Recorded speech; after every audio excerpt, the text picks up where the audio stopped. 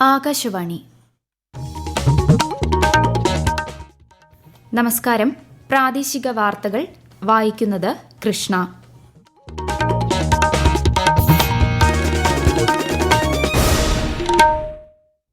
പ്രധാന വാർത്തകൾ.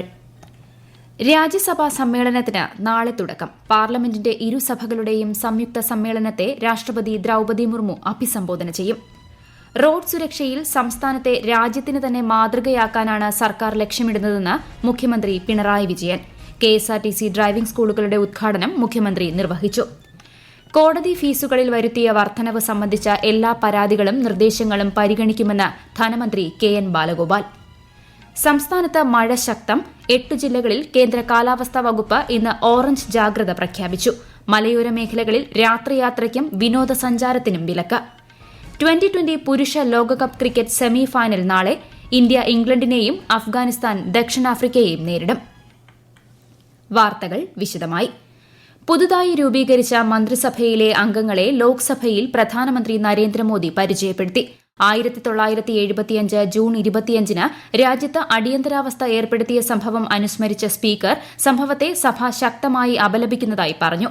ഇന്ത്യൻ ചരിത്രത്തിലെ കറുത്ത അധ്യായമായി അടിയന്തരാവസ്ഥ കാലം ഓർമ്മിക്കപ്പെടുമെന്നും സ്പീക്കർ അഭിപ്രായപ്പെട്ടു. സ്പീക്കറുടെ പരാമർശങ്ങൾക്കിടെ കേന്ദ്ര സർക്കാർ ഭരണഘടനയെ തകർക്കുകയാണെന്ന് ആരോപിച്ച് കോൺഗ്രസ് പ്രതിഷേധിച്ചു.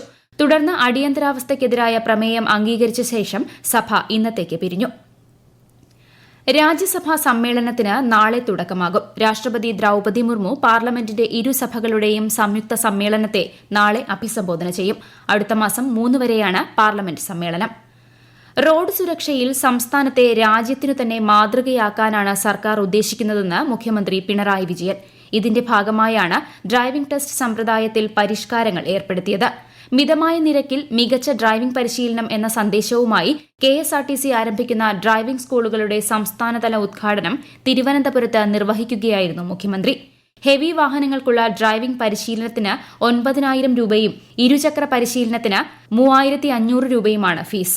പട്ടികജാതി പട്ടികവർഗ വിഭാഗത്തിൽപ്പെട്ടവർക്ക് കുറഞ്ഞ നിരക്കിലും ഈ വിഭാഗത്തിൽപ്പെട്ട വിദ്യാർത്ഥികൾക്ക് പൂർണ്ണമായും സൌജന്യ നിരക്കിലും പരിശീലനം നൽകും. പട്ടികജാതി പട്ടികവർഗ വകുപ്പുകളുടെ ഡയറക്ടർമാർക്ക് ഇതു സംബന്ധിച്ച് നിർദ്ദേശം നൽകിയതായി മുഖ്യമന്ത്രി പറഞ്ഞു. പച്ചക്കറികളുടെയും നിത്യോപയോഗ സാധനങ്ങളുടെയും വിലക്കയറ്റം സംബന്ധിച്ച അടിയന്തര പ്രമേയത്തിന് സ്പീക്കർ അവതരണാനുമതി നിഷേധിച്ചതിൽ പ്രതിഷേധിച്ച് കേരള നിയമസഭയിൽ ഇന്നും പ്രതിപക്ഷ വാക്കൌട്ട്. പ്രതിപക്ഷത്തുനിന്ന് റോജി എം ജോണാണ് അടിയന്തര പ്രമേയ അവതരണത്തിന് നോട്ടീസ് നൽകിയത്. പച്ചക്കറികളുടെയും നിത്യോപയോഗ സാധനങ്ങളുടെയും വിലക്കയറ്റം മൂലം ജനങ്ങൾ ബുദ്ധിമുട്ട് അനുഭവിക്കുകയാണെന്ന് റോജി എം ജോൺ ആരോപിച്ചു.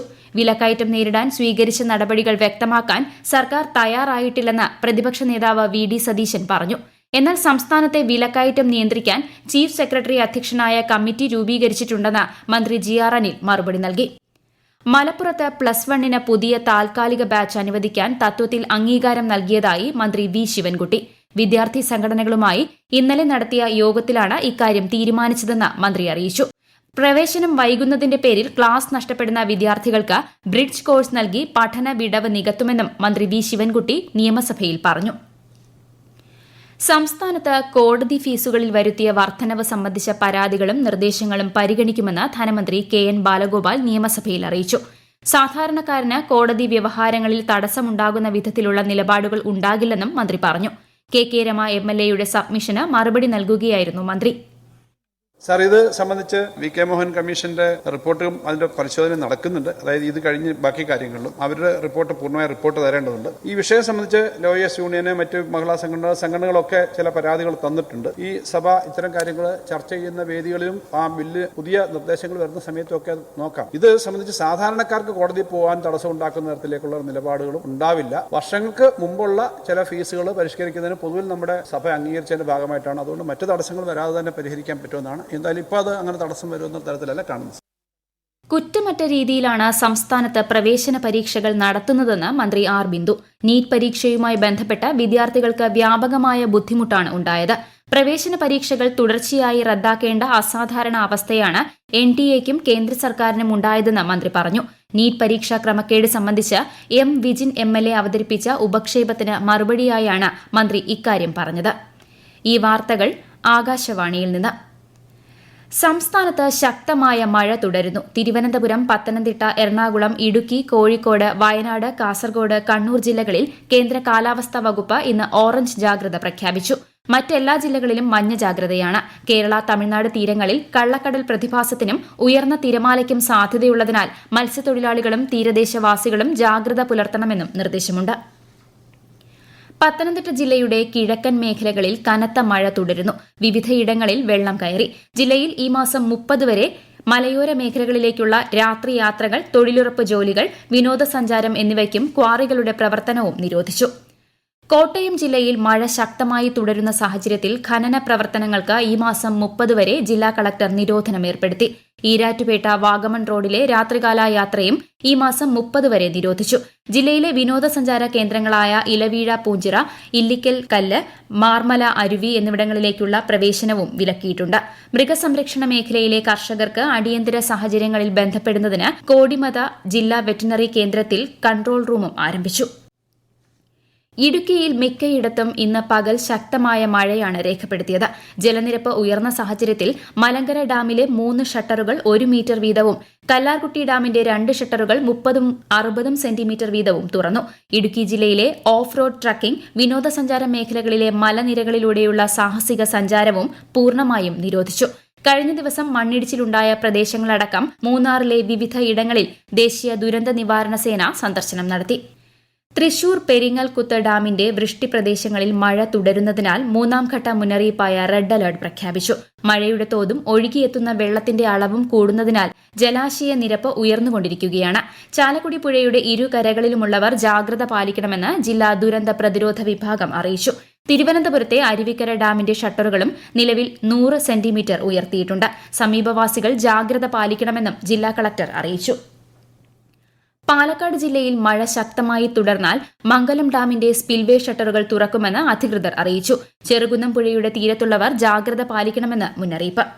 2020 പുരുഷ ലോകകപ്പ് ക്രിക്കറ്റ് സെമി ഫൈനൽ നാളെ ആരംഭിക്കും. നാളെ പുലർച്ചെ 6-ന് തരാബയിൽ ആദ്യ സെമിയിൽ അഫ്ഗാനിസ്ഥാൻ ദക്ഷിണാഫ്രിക്കയുമായും 2ാം സെമിയിൽ രാത്രി 8-ന് ഇന്ത്യ ഇംഗ്ലണ്ടിനെയും നേരിടും. യൂറോ കപ്പ് ഫുട്ബോളിൽ ഇന്ന് 2 മത്സരങ്ങൾ. രാത്രി 9:30 നടക്കുന്ന മത്സരത്തിൽ സ്ലൊവാക്യ റൊമേനിയയുമായും യുക്രൈൻ ബെൽജിയവുമായും ഏറ്റുമുട്ടും. ലോകത്തിലെ ഏറ്റവും വലിയ പാൽ ഉൽപാദന രാജ്യമായി ഇന്ത്യ വളർന്നതിൽ ദശലക്ഷക്കണക്കിന് ക്ഷീര കർഷകരുടെ അധ്വാനമുണ്ടെന്ന് കേന്ദ്രമന്ത്രി Rajiv Ranjan Singh. International dairy federation കൊച്ചിയിൽ സംഘടിപ്പിച്ച ത്രിദിന സമ്മേളനത്തിൽ ഓൺലൈനായി പങ്കെടുക്കുകയായിരുന്നു അദ്ദേഹം. പ്രധാന വാർത്തകൾ വീണ്ടും. രാജ്യസഭാ സമ്മേളനത്തിന് നാളെ തുടക്കം. പാർലമെന്റിന്റെ ഇരുസഭകളുടെയും സംയുക്ത സമ്മേളനത്തെ രാഷ്ട്രപതി ദ്രൌപദി മുർമു അഭിസംബോധന ചെയ്യും. റോഡ് സുരക്ഷയിൽ സംസ്ഥാനത്തെ രാജ്യത്തിന് തന്നെ മാതൃകയാക്കാനാണ് സർക്കാർ ലക്ഷ്യമിടുന്നതെന്ന് മുഖ്യമന്ത്രി പിണറായി വിജയൻ. KSRTC ഡ്രൈവിംഗ് സ്കൂളുകളുടെ ഉദ്ഘാടനം മുഖ്യമന്ത്രി നിർവഹിച്ചു. കോടതി ഫീസുകളിൽ വരുത്തിയ വർധനവ് സംബന്ധിച്ച എല്ലാ പരാതികളും നിർദ്ദേശങ്ങളും പരിഗണിക്കുമെന്ന് ധനമന്ത്രി KN ബാലഗോപാൽ. സംസ്ഥാനത്ത് മഴ ശക്തം. 8 ജില്ലകളിൽ കേന്ദ്ര കാലാവസ്ഥാ വകുപ്പ് ഇന്ന് ഓറഞ്ച് ജാഗ്രത പ്രഖ്യാപിച്ചു.